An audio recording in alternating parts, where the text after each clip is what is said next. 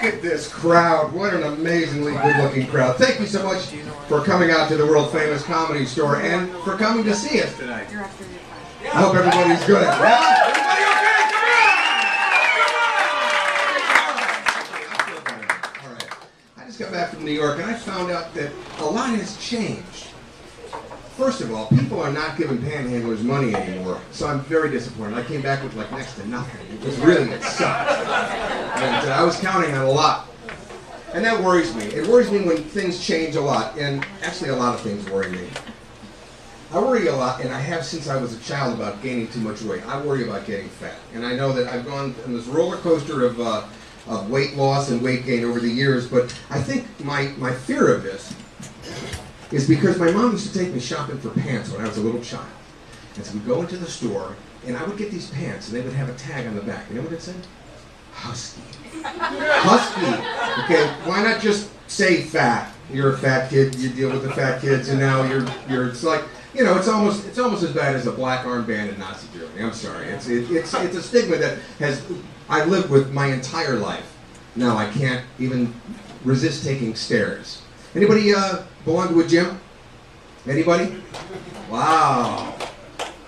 So do I. I go there once a year to renew my membership. Because in LA it's so expensive, you don't want to just stop paying this, you know, because I got a deal like 80 years ago, and so I want to make sure that it's still there all the time. But really, it worries me. We live in the fashion district downtown, and I'm constantly surprised at how it is that it seems to be okay. If let's say you're a size 36, you think that it's okay to wear a size 6 Lycra outfit. How's that working for you? Because, you know, chubby is one thing, but fat really is a commitment, which is why, you know, the people that don't go to the gym just keep getting larger and larger and larger. And that's a commitment for everybody. Really? I mean, we're in a commitment phobia in Los Angeles. The homeless problem downtown is getting really bad. It's so bad that I'm starting to trip over them at night while I go to the bathroom. They're everywhere. They're absolutely everywhere. I came up with an idea for Mattel. It's called Tickle Me Homeless. It's a new doll. You squeeze it, it asks for change, and then it pees on you. I think it's a great idea. All right. So what's going on with eating? There was a RAND study that was done, I don't know, 20 years or something like that, and it said that people are getting larger in America because of two things. One, because they're eating too much, and two, because they're eating too much. Fast food and snack food is more available and more, it's cheaper than ever before, so we just keep eating it. And what happens is that we just get larger and larger and larger.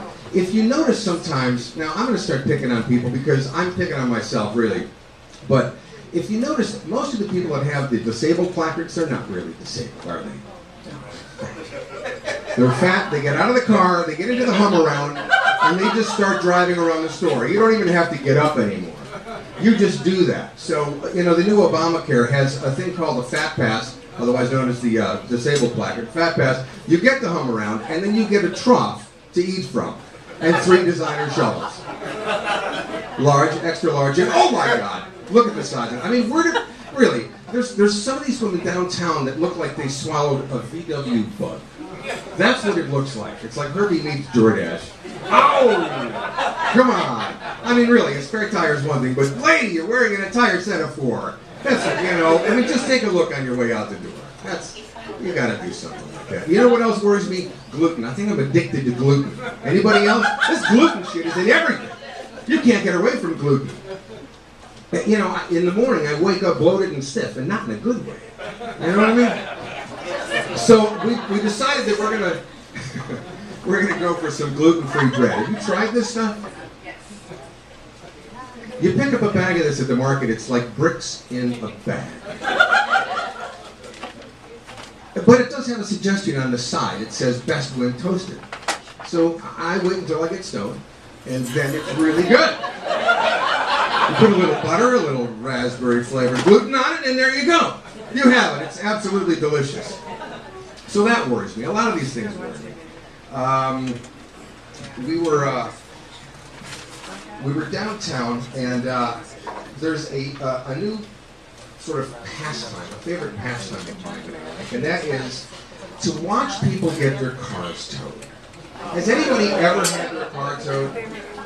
Yeah. I did this joke for a long time, and then I got my car towed. But I digress.